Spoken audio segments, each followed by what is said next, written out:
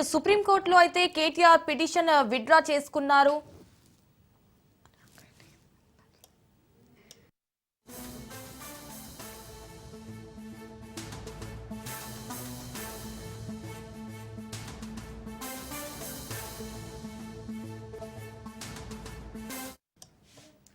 సుప్రీంకోర్టులో KTR petition withdraw చేసుకున్నారు. అయితే క్వాష్ పిటిషన్ ను వెనక్కి తీసుకున్నట్లు కేటీఆర్ తరపున న్యాయవాదులు తెలిపారు.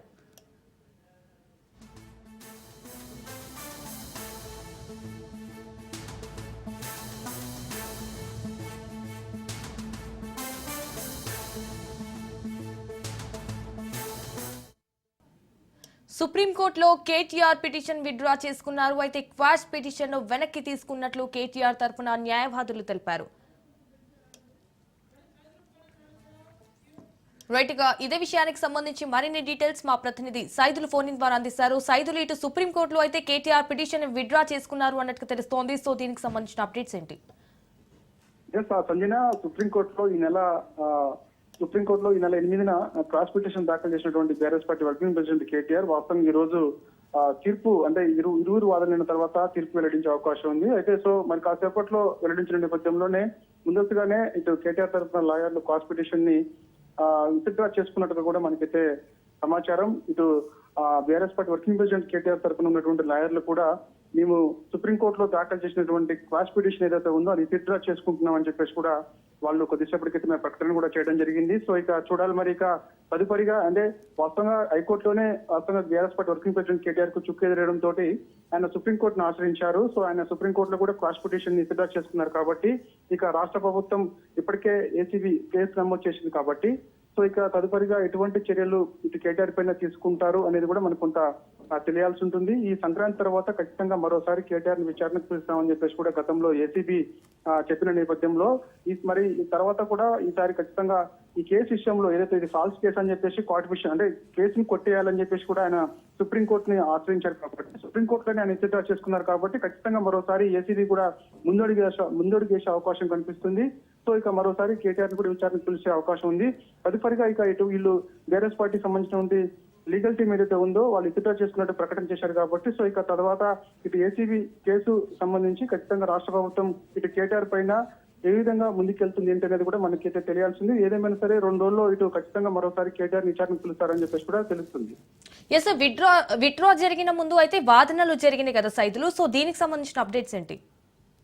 వాస్తవంగా ఆ వాదనలు జరుగుతున్న సమయంలోనే ఇటు క్వాష్ పిటిషన్ ని స్వీకరించలేదని చెప్పేసి కొంతమంది చెప్తూ వస్తున్నారు. కానీ ఆ క్వాష్ పిటిషన్ వాదనలు జరుగుతున్న సమయంలోనే మేము విత్డ్రా చేసుకుంటామని చెప్పేసి కూడా ఇటు కేటీఆర్ తరఫున లాయర్లు దిశబ్బ ధర్మాసనం ముందు చెప్పడం తోటి సో వాళ్ళు వెంటనే దానికి ఓకే చెప్పినట్టు కూడా మనకు తెలుస్తుంది. దానిలో భాగంగానే విత్డ్రా చేసుకున్నారని చెప్పేసి కూడా మనకైతే సమాచారం ఉంది. ఏదేమైనా సరే మరి కాసేపట్లో బీఆర్ఎస్ పార్టీ లీగల్ టీం కూడా మీడియా ముందుకు వచ్చి మాట్లాడే అవకాశం ఉంది. అండ్ అలాగే హైకోర్టు ఆదేశాల్లో అయితే ఆదేశాల్లో అయితే జోక్యం చేసుకోలేమని కూడా కోర్టు స్పష్టం చేసింది కదా, సో దీనికి సంబంధించిన అప్డేట్స్ ఏంటి?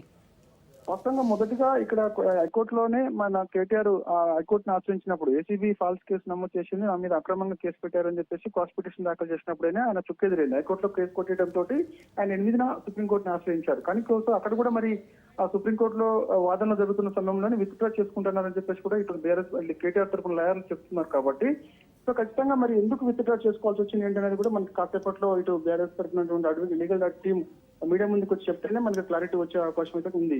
తర్వాత ఇక తదుపరిగా ఇక్కడ ఉన్నటువంటి ఆయనపై నమోదైన కేసు విషయంలో ఏ విధంగా ఇటు కేసీబీ ముందుకెళ్తుంది, దాన్ని ఎలా ఎదుర్కోవాలి ఏంటనే దానిపైన కూడా వీళ్ళు ఒక కార్యాచరణ ప్రకారం అంటే ఒక సమావేశం ఏర్పాటు చేసుకుని దానికి తదుపరిగా ఏం చేయాలనే దానిపైన కూడా వీళ్ళు నిర్ణయం తీసుకునే అవకాశం అయితే కనిపిస్తుంది.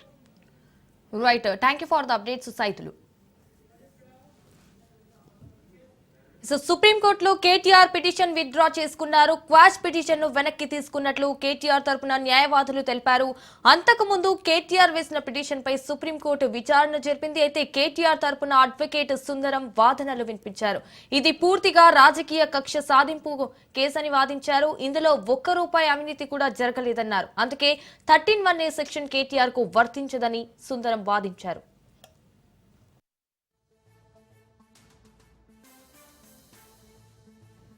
రైట్, ఇక ఇదే విషయానికి సంబంధించి మరిన్ని డీటెయిల్స్ మా ప్రతినిధి పవన్ ఫోన్ ఇన్ ద్వారా అందిస్తారు. పవన్, చెప్పండి. సుప్రీంకోర్టులో కేటీఆర్ క్రాష్ పిటిషన్ కూడా ఉపసంహరించుకున్నారు. ఎందుకంటే ఈ యొక్క పిటిషన్ సంబంధించి సుప్రీంకోర్టులో తన పైన పెట్టిన యొక్క రాజకీయ పరంగా కేసులు పెట్టారో దాన్ని పూర్తిగా ఏదైతే ఏసీబీ యొక్క కేసు నమోదు చేసిందో వాటిని క్వాష్ చేయాలంటూ కూడా సుప్రీంకోర్టు కూడా ఆశ్రయించారు. ఎందుకంటే హైకోర్టు యొక్క క్వాష్ పిటిషన్ కొట్టివేసిన నేపథ్యంలో దాన్ని సవాల్ చేస్తూ కూడా సుప్రీంకోర్టులో పిటిషన్ దాఖలు చేసిన నేపథ్యంలో పూర్తిగా వాదనలు కూడా వినిపించారు. అయితే ఇందులో చూస్తే మాత్రం ప్రధానంగా సుప్రీంకోర్టులో మాత్రము చాలా వాదనలు వినిపించిన నేపథ్యంలో రాజకీయ దుర్దేశంతోనే కేటీఆర్ పైన కావాలని తెలంగాణ ప్రభుత్వము కాంగ్రెస్ ప్రభుత్వం కేసులు పెట్టింది. అంతేకాకుండా కేటీఆర్ ఎక్కడ కూడా అవినీతికి పాల్పడలేదు. కేటీఆర్ సంబంధించి ఏ ఒక్క నేపథ్యంలో కూడా ఒక్క రూపాయి కూడా ఎక్కడ బ్యాంక్ ట్రాన్సాక్షన్ కూడా జరగలేదనేది మాత్రం ప్రధానంగా ఈ యొక్క క్వాష్ పిటిషన్ పైన కూడా వాదనలు కూడా కొనసాగించారు. వాదనలు కొనసాగించిన నేపథ్యంలో సుప్రీంకోర్టులో దీనికి సంబంధించి ఇది ప్రాథమిక దశలో ఉంది, దర్యాప్తులో, కాబట్టి ఇందులో మేము జోక్యం చేసుకోలేమని చెప్పి కూడా సుప్రీంకోర్టు కూడా ఇందులో చాలా వ్యాఖ్యలు కూడా చేసింది. దీని నేపథ్యంలో ఈ యొక్క పిటిషన్ కూడా ఉపసంహరించుకున్నట్లుగా కేటీఆర్ సంబంధించిన న్యాయవాదులు కూడా కొద్దిసేపటి క్రితం కూడా మీడియాతో మాట్లాడుతూ చెప్పడం జరిగింది. మొత్తానికి చూస్తే ఓవరాల్ గా క్రాష్ పిటిషన్ పైన సంబంధించి సుప్రీంకోర్టులో కూడా కేటీఆర్ ఉపసంహరించుకున్నారు. అయితే రేపు ఈడీ విచారణకు కూడా హాజరు కాబోతున్నారు కేటీఆర్. ఎందుకంటే ఇప్పటికే ఈడీ విచారణకు కూడా హాజరవుతారని కూడా చాలా స్పష్టంగా చెప్పారు. కాబట్టి రేపు ఈడీ విచారణకు కూడా 10 గంటలకు కూడా హాజరయ్యేస్తారు. హాజరైన నేపథ్యంలో ఈ యొక్క ఫార్ములా ఈ కేసుకు సంబంధించిన దర్యాప్తు కూడా పూర్తిగా సహకరిస్తారని, తాను ఎక్కడ కూడా అవినీతికి పాల్పడలేదని మాత్రం ప్రధానంగా కేటీఆర్ కూడా చాలా రోజుల నుంచి కూడా చెప్పుకొస్తున్నారు. Right Pawan, thank you for the updates.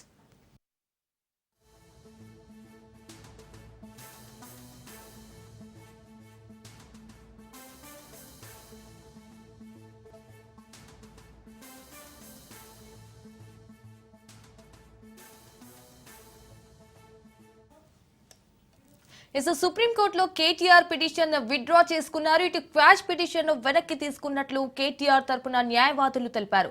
అంతకుముందు కేటీఆర్ వేసిన పిటిషన్ పై ఇటు సుప్రీంకోర్టు అయితే విచారణ జరిపింది. ఇటు కేటీఆర్ తరపున అడ్వకేట్ సుందరం వాదనలు వినిపించారు. ఇది పూర్తిగా రాజకీయ కక్ష సాధింపు కేసని వాదించారు. ఇందులో ₹1 అవినీతి కూడా జరగలేదన్నారు. అందుకే 13(1) సెక్షన్ కేటీఆర్ కు వర్తించదని సుందరం వాదించారు.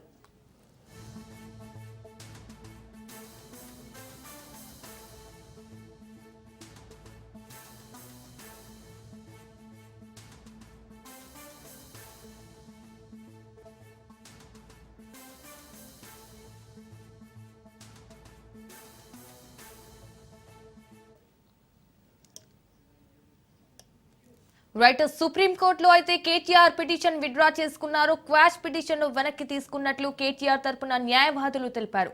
అంతకుముందు కేటీఆర్ వేసిన పిటిషన్ పై సుప్రీంకోర్టు విచారణ జరిపింది. కేటీఆర్ తరపున అడ్వకేట్ సుందరం వాదనలు వినిపించారు. ఇది పూర్తిగా రాజకీయ కక్ష సాధింపు కేసని వాదించారు.